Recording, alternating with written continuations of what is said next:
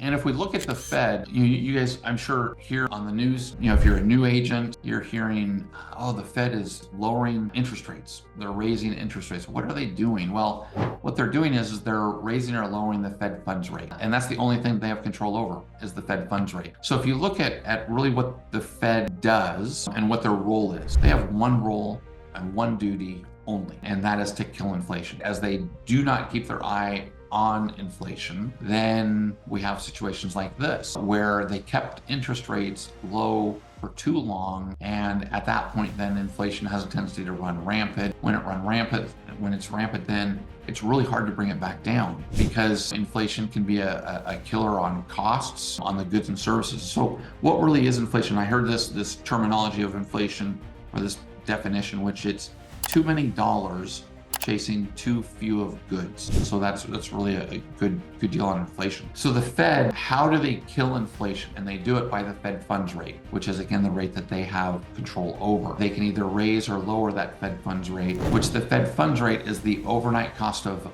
funds or overnight cost that banks can borrow money from the Fed.